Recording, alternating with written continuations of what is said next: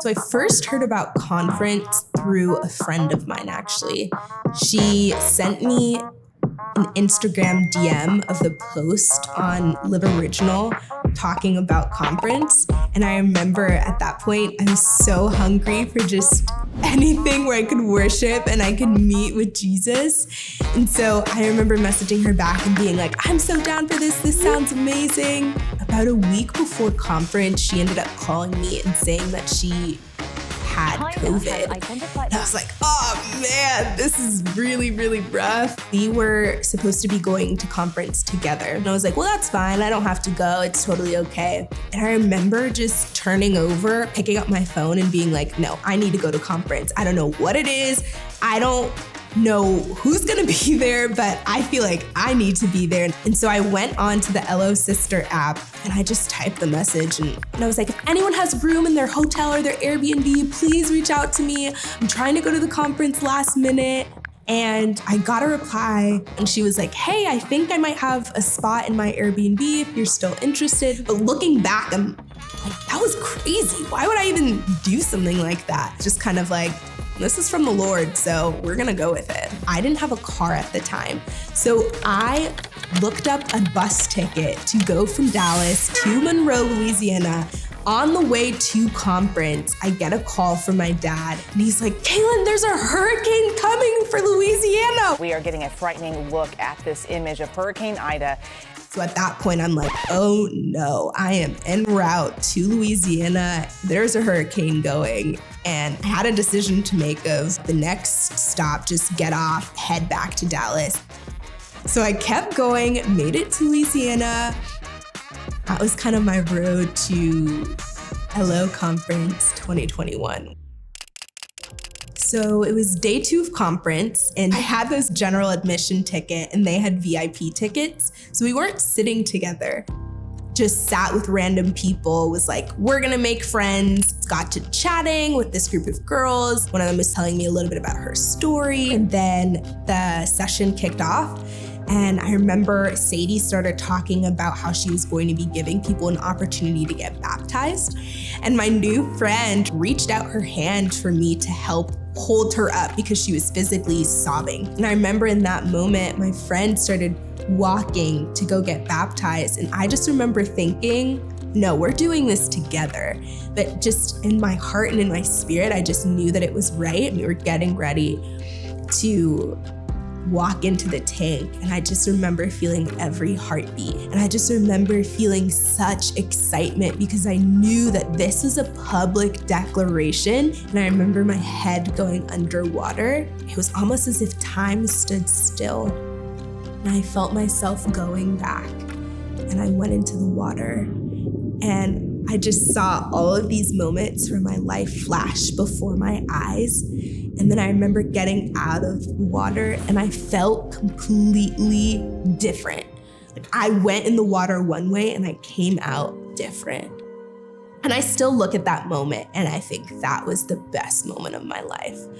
Was that moment when I made that declaration and I made that decision. And in that in-between Conference in 2021 and Conference in 2022, my life fully transformed. Like, I'm ruined for the ordinary and there's so much more. And I was so moved and transformed by what I experienced at Conference the first year. I remember I was telling anyone and everyone who would listen because I now had firsthand experience of what it meant and what it felt like and what it did.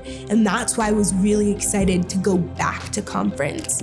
So funny enough, after having such success the first year of Conference with going into the LO Sister app for year 2, I actually did the same thing. This time, the girl I bought a ticket from had a VIP ticket.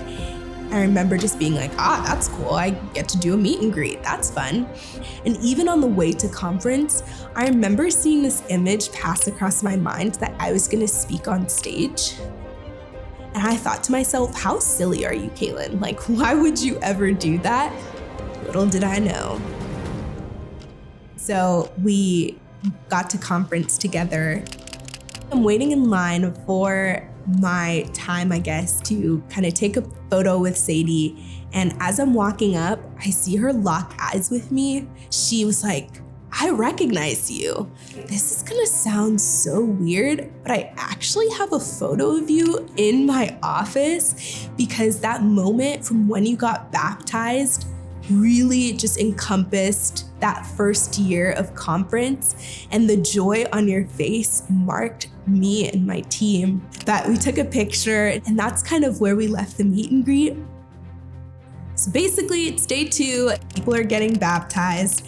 I just remember standing towards the back of the baptism area. Sadie was kind of standing off to the side, and then she saw me and she kind of pulled me over and she was like, wait, I want to chat with you. I just remember telling her, I'm just so thankful for a conference, and I'm thankful for this opportunity because my life does not look the same. And it's because of your obedience and your sacrifice that my life has been transformed. Because you said yes to Jesus, I said yes to Jesus. And I remember she was just like, this might sound absolutely crazy. Would you actually mind going on stage and just kind of sharing with people what you just shared with me? But I just remember going on stage and being able to share. I just want to stand here as a living testimony, as an encouragement to each and every one of you who have made a decision today to step away from the old and step into the new, because that moment was not about the stage at all. This isn't about me. This is a story of a girl who met the man named Jesus, whose life was transformed. And it was because of someone else's obedience that I had an encounter and I met him and I was transformed. And I was moved from that place of obedience and intimacy.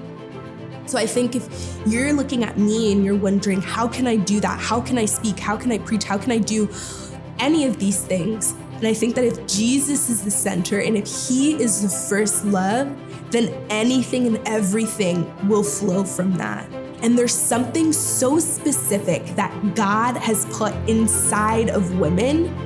Women have these mother's hearts, that they can have soft hearts that are moved into action, that we are women of action who don't just sit but go. This story isn't a story about me, it's a story about Jesus. And that's really what I want people to remember and to know.